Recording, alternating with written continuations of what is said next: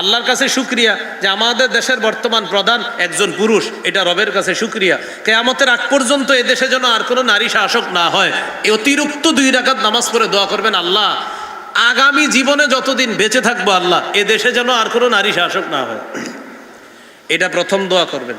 দ্বিতীয় দোয়া, পুরুষের যে ধারাবাহিকতা শুরু হলো আমাদের দেশে যেন এরকম পুরুষ আসে বারবার। এটার ফজিলত আস্তে আস্তে পাবেন।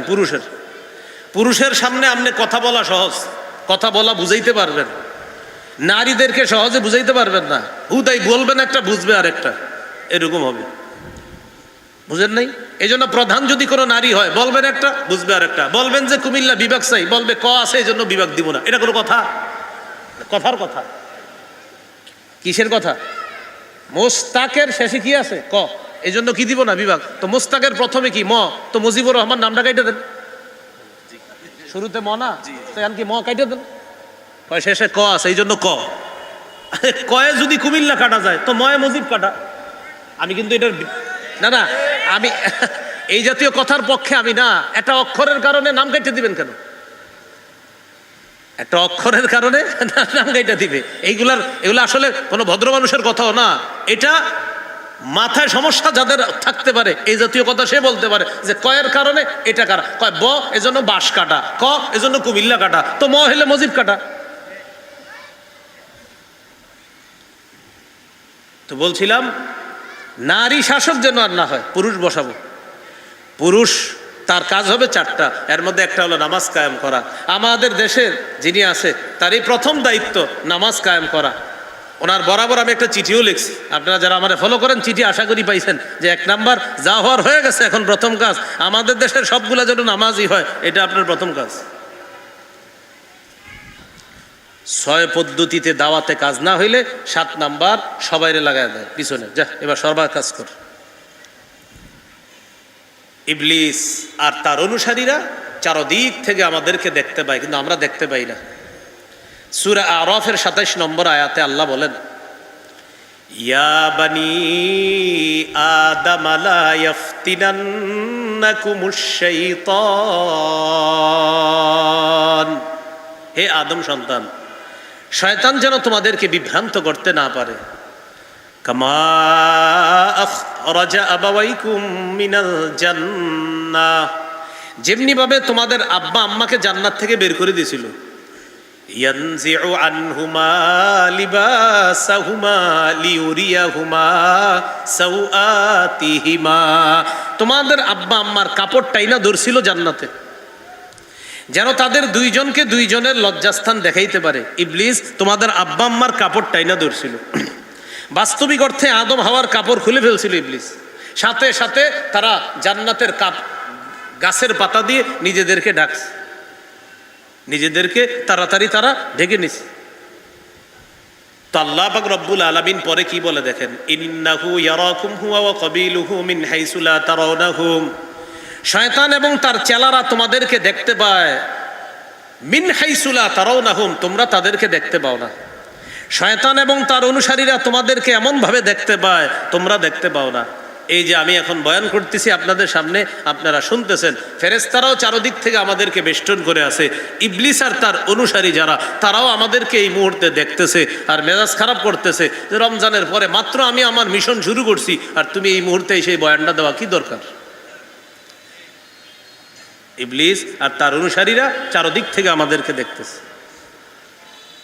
সূরা আরাফের 17 নম্বর আয়াতে আল্লাহ বলেন, ইবলিস আল্লাহকে চ্যালেঞ্জ করছে। আমরা এই মাঠ থেকে আজকে ওয়াদা করব, ইবলিস আল্লাহরে যে চ্যালেঞ্জ করছে, ইবলিসের ওই চ্যালেঞ্জের মোকাবেলা আমরা করব। বলেন ইনশাআল্লাহ। ইবলিস চ্যালেঞ্জ করছে কি, সুম্মা লাআতিয়ান্নাহুম মিন বাইনি আইদিহিম ওয়া মিন খালফিহিম ওয়া আন আইমানিহিম ওয়া আন শামাইলিহিম। আল্লাহ, আমারে তুমি জান্নাত থেকে বের করছো, আমি আদম সন্তানকে পথভ্রষ্ট করার জন্য সামনে থেকে আসব, ওয়া মিন খালফিহিম পিছন থেকে আসব, ওয়া আন আইমানিহিম ডান দিক থেকে আসব, ওয়া আন শামাইলিহিম বাম দিক থেকে আসব। এটা ইবলিসের চ্যালেঞ্জ। আমরাও আজকে থেকে মোকাবেলা করব। মসজিদে রওনা করবেন যখন, তখন হঠাৎ আপনার মনে হবে খেলাটা আর 90 মিনিটের খেলা, 30 মিনিট বাকি আছে, এশার নামাজ একটু পরে বললেও হয়, কোনো সমস্যা নাই। এটা আপনার মনে আসবে, আপনি বুঝবেন ইবলিস সামনে থেকে আপনার ধোঁকা দেওয়ার চেষ্টা করছে। আর একটু সামনে যাবেন, এবার পিছন থেকে এসে ইবলিস বুঝাবে এশার নামাজ দেরি করে পড়লে বেশি ফজিলত হাদিসে আছে, আসলে হাদিসে আছে। রাসূলুল্লাহ সাল্লাল্লাহু আলাইহি সাল্লাম বলেন, আমার উম্মতের জন্য যদি কষ্টকর না হইতো তাহলে এশার নামাজটা আমি একটু বিলম্বে পড়তাম, কিন্তু আমার উম্মতের ঘুমের প্রয়োজন আছে, তাই আমার উম্মতের কষ্ট হবে বলে আমি বিলম্বে পড়ি না। কিন্তু হাদিস থেকে উৎসাহ কি, যে এশাটা বিলম্বে পড়তে নবী চাইতেন, কিন্তু পড়ে না কেন? ওই যে আমাদের কষ্ট হবে এই জন্য। তো এখান থেকে বোঝা যায় এশা একটু বিলম্বে পড়া এটা উত্তম, মুস্তাহাব, যদি কষ্ট না হয়। ইবলিস আপনারে বুঝায়, জানো না হাদিসে আছে এশা একটু দেরি করে পড়া। আপনি আরেকটু সামনে গেছেন, কাজ হয় নাই, ইবলিস ডান দিক থেকে আসবে, এই কি সমস্যা, কি খেলার আছে আর 20 মিনিট, এসা তো বড়ও পড়তে পারবা। টান টান উত্তেজনাকর মুহূর্তের খেলাটা, আবার ওই খেলা যে খেলার দেশের পতাকা তুমি তোমার বাসার ছাদে বলদের মতো লাগাইছো, জানো না তুমি তো সেই লোক।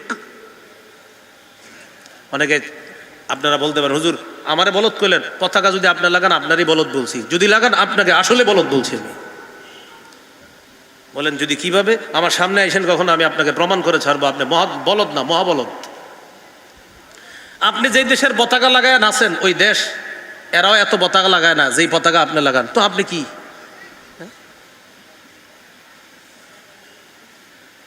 80 কিলোমিটার পতাকা বানায়, ধান ক্ষেত বেচা, পুকুর বেচা, মাছ বেচা, 80 কিলোমিটার 100 কিলোমিটার পতাকা বানাইছে। না আপনারা বলেন মানে সে কোন ক্যাটাগরির? এটা কোন ধরনের পাগলামি? তো ডান দিক থেকে আসে, আসার পর বুঝানোর পর আপনি এবার চিন্তা করলেন, না জামাতে এশার নামাজ আমি পড়বো, হাদিসে আসছে জামাতে নামাজ পড়লে 27 গুণ বেশি সওয়াব, আমি 27 গুণ বেশি সওয়াব দরকার। এবার বাম দিক থেকে আসবে, আইসা বুঝাবে, ও সওয়াবের দরকার তোমার বেশি জামাতের, তোমরা যেই কয়জন খেলা দেখবা আলাদা জামাত করে নিলেই তো হয়। ঠিকই তো, আস্তে মসজিদের কাছাকাছি আইসা আপনি চলে গেলেন। এইভাবে চারদিক থেকে ইবলিস প্রতিনিয়ত আমাদেরকে চেষ্টা করে বিভিন্ন কাজ থেকে দূরে সরানোর জন্য। আজকে থেকে পরীক্ষা করেন আপনাদেরকে কিভাবে জামাত থেকে দূরে রাখে। আপনি কিন্তু নিয়ত করছেন আজানের সাথে সাথেই মসজিদে যাবেন, আপনি যে কোন কাজে লেগে গেছেন নিজেও জানেন না। এশার জামাত 8টায় বা 8:15, আপনার হঠাৎ মনে পড়বে 8:20 দিকে, কিরে ঘটনা কি, জামাতে যাইনি। আপনি যে কোন দিকে গেছেন জানে না, ওই সামনে থেকে আসছে, পিছন থেকে আসছে, ডান দিক থেকে আসছে, বাম দিক থেকে আসছে, এমন একটা কাজে লাগাইছে আপনারে, আপনি নিজেও জানেন না। হঠাৎ 8:20-25 মনে পড়ছে জামাত তো শেষ। এই জন্য আল্লাহ বললেন, শয়তান তোমাদের শত্রু, তাকে শত্রু হিসাবে গ্রহণ করো। এটার প্রমাণ রমজান মাসে দেখবেন নামাজ পড়ার যেই ভালো লাগতো আমাদের, রমজান ছাড়া আমাদের এত ভালো লাগতেছে না। কেন জানেন? কারণ রমজানের বাহিরে চারদিক থেকে আমাদেরকে শত্রু আক্রমণ করার চেষ্টা চালায়। রমজানে আল্লাহর মেহেরবানিতে এই চেষ্টাটা যেহেতু হয় না, এই জন্য দেখবেন রমজানের বাহির দুটার পার্থক্য। রমজানে কেন যেন একটু আল্লাহরে ডাকতে বেশি ভালো লাগে, ইবাদত করতে ভালো লাগে, কারণ আমাদের চারদিকে এখন চেষ্টা হয় না। তাহলে 2 নাম্বার, শয়তানকে শত্রু হিসাবে গ্রহণ করা। সহিহ বুখারীর বর্ণনা 2038 নম্বর হাদিস। কোন জামানা ইবলিস কাম করে দেখেন। নবীজি বেঁচে আছেন তখনও দুনিয়াতে, মসজিদের মধ্যে নবী ইতিকাফ।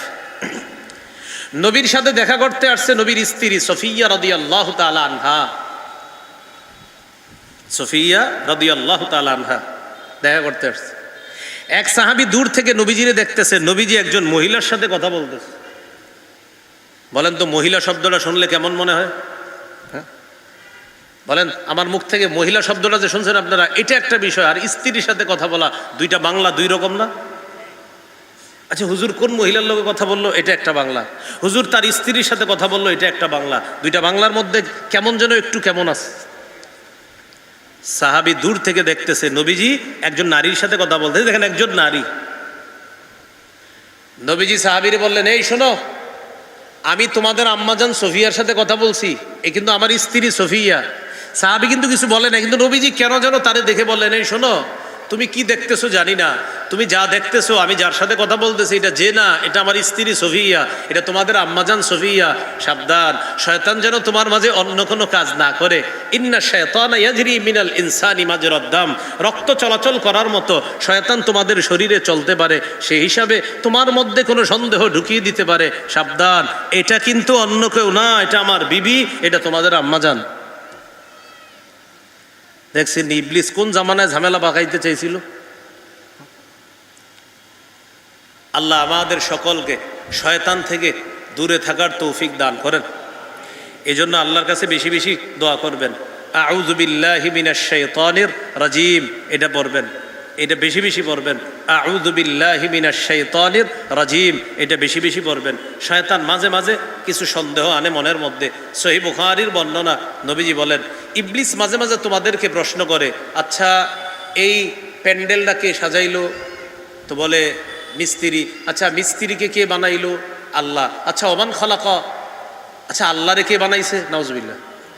ইবলিস তোমাদেরকে এরকম প্রশ্ন করবে, এই টেবিলটা কে বানাইছে? মিস্ত্রি। মিস্ত্রি কোথায় থাকে? দুনিয়াতে। আচ্ছা দুনিয়া কে সৃষ্টি করলো? আল্লাহ। মান খালাকাল খালকা, সৃষ্টি কে করেছে? আল্লাহ। এবার ইবলিস আপনার মধ্যে প্রশ্ন আনতে পারে, আচ্ছা ওমান খালাকাল্লাহ, নাউজুবিল্লাহ, আল্লাহরে কে সৃষ্টি করছে? নবী বলেন এই জাতীয় চিন্তা তোমাদের মধ্যে আসতে পারে, যদি কখনো আসে সাথে সাথে দোয়া পড়বা, আউযু বিল্লাহি মিনাশ শাইতানির রাজিম। তাহলে রমজান পরবর্তী দ্বিতীয় কাজ, শয়তানকে শত্রু হিসাবে গ্রহণ করা। রমজান পরবর্তী 3 নাম্বার কাজ,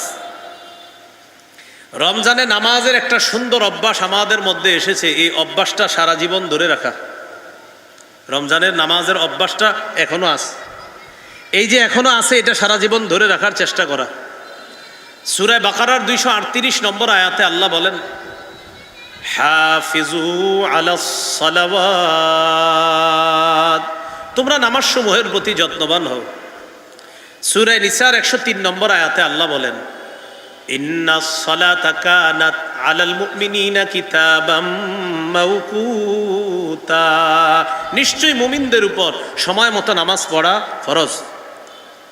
সহিহ বুখারীর বর্ণনা 2764 নম্বর হাদিস। এই হাদিসের মধ্যে আছে এক ব্যক্তি রাসূলুল্লাহ সাল্লাল্লাহু আলাইহি সাল্লামের কাছে আসছে, আসার পর বললেন, আসবতু হাদ্দান ফাকিমহু আলাইয়া, হুজুর আমি এমন একটা অপরাধ করছি যে অপরাধের কারণে আমাকে শাস্তি দেওয়া দরকার, তাড়াতাড়ি শাস্তি দেন।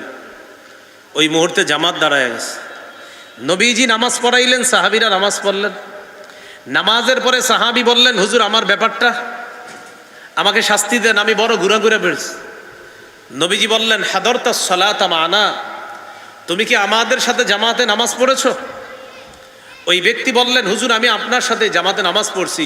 রাসূলুল্লাহ সাল্লাল্লাহু আলাইহি সাল্লাম বলেন, তুমি যে জামাতে নামাজ পড়েছো আমাদের সাথে, এই কারণে তুমি যে গুনাহের কথা নিয়ে আমার কাছে এসেছিলা, জামাতে নামাজ পড়ার কারণে আল্লাহ মাফ করে দিয়েছে।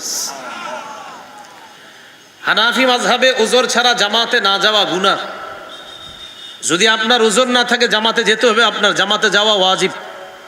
হানাফি মাযহাবে উযর না থাকলে জামাতে যাওয়া ওয়াজিব। মাসালা মনে রাখেন, একদম কঠিন মাসালা। হানাফি ফিকহ যারা আমরা অনুসরণ করি, কোরআন সুন্নাহ গবেষণা করে, হানাফি ফিকহের মাসালা হলো পুরুষের জন্য জামাতে যেতেই হবে, যাওয়া ওয়াজিব। যাওয়া কি? হ্যাঁ, জামাত ইচ্ছাকৃতভাবে যদি না যায় এটারে শাস্তি দিতে হবে, বন্দি করতে হবে। জামাতে যাও না কেন? এই জন্য এরকম বাংলাদেশ যদি দেখতে চাই, তাহলে 4 কাজের যোগ্যতা রাখে এমন ব্যক্তি রাষ্ট্রীয় দায়িত্বে যিনি আছে, তিনি এই 4 কাজ করতে হবে। 4 কাজের গুরুত্ব দিলে জামাতের প্রতি আমাদের দেশের মানুষগুলো গুরুত্ব দিবে। সূরা হজের 41 নম্বর আয়াতে আছে, আল্লাযীনা ইম্মাক্কান্নাহুম ফিল আরদ, আমি যাদেরকে দুনিয়ার শাসন ক্ষমতায় বসাই, আকামুস সালাহ, 1 নাম্বার তারা নামাজ কায়েম করবে, 2 নাম্বার ওয়া আতাউজ যাকাত, যাকাত আদায় করবে, 3 নাম্বার ওয়া আমারু বিল মারুফ, সৎ কাজের আদেশ করবে, 4 নাম্বার ওয়া নাহাউ আনিল মুনকার, অসৎ কাজ থেকে নিষেধ করবে। আল্লাহর কাছে শুকরিয়া যে আমাদের দেশের বর্তমান প্রধান একজন পুরুষ, এটা রবের কাছে শুকরিয়া। কিয়ামতের আগ পর্যন্ত এ দেশে যেন আর কোনো নারী শাসক না হয়, এই অতিরিক্ত 2 রাকাত নামাজ পড়ে দোয়া করবেন, আল্লাহ আগামী জীবনে যতদিন বেঁচে থাকবো, আল্লাহ এ দেশে যেন আর কোনো নারী শাসক না হয়। এটা প্রথম দোয়া করবেন। দ্বিতীয় দোয়া, পুরুষের যে ধারাবাহিকতা শুরু হলো আমাদের দেশে যেন এরকম পুরুষ আসে বারবার, এটার ফজিলত আস্তে আস্তে পাবেন পুরুষের। পুরুষের সামনে আপনি কথা বলা সহজ, কথা বলা বুঝাইতে পারবেন, নারীদেরকে সহজে বুঝাইতে পারবেন না। হুদাই বলবেন একটা, বুঝবে আর একটা, এরকম হবে। বুঝেন নাই? এই জন্য প্রধান যদি কোনো নারী হয়, বলবেন একটা, বুঝবে আর একটা। বলবেন যে কুমিল্লা বিভাগ চাই, বলবে ক আছে এই জন্য বিভাগ দিব না। এটা কোনো কথা? কথার কথা? কিসের কথা? মোস্তাকের শেষে কি আছে? ক। এই জন্য কি দিব না বিভাগ? তো মোস্তাকের প্রথমে কি? ম। তো মুজিবুর রহমান নামটা কাইটে দেন, শুরুতে ম না, তো এখন কি ম কাইটে দেন? কয় শেষে ক আছে এই জন্য ক। কয়ে যদি কুমিল্লা কাটা যায় তো ময়ে মুজিব কাটা। আমি কিন্তু এটার না না, আমি এই জাতীয় কথার পক্ষে আমি না। একটা অক্ষরের কারণে নাম কাইটে দিবেন কেন? একটা অক্ষরের কারণে নাম কাইটা দিবে? এগুলো আসলে কোনো ভদ্র মানুষের কথাও না। এটা মাথায় সমস্যা যাদের থাকতে পারে, এই জাতীয় কথা সে বলতে পারে যে কয়ের কারণে এটা কাটা। কয় ব এজন্য বাঁশ কাটা, ক এজন্য কুমিল্লা কাটা, তো ম হলে মজিব কাটা। তো বলছিলাম নারী শাসক যেন আর না হয়, পুরুষ বসাবো। পুরুষ তার কাজ হবে চারটা, এর মধ্যে একটা হলো নামাজ কায়েম করা। আমাদের দেশের যিনি আছে তারই প্রথম দায়িত্ব নামাজ কায়েম করা। ওনার বরাবর আমি একটা চিঠিও লিখছি, আপনারা যারা আমাদের ফলো করেন চিঠি আশা করি পাইছেন, যে 1 নাম্বার যা হওয়ার হয়ে গেছে, এখন প্রথম কাজ আমাদের দেশের সবগুলা যেন নামাজই হয়, এটা আপনার প্রথম কাজ।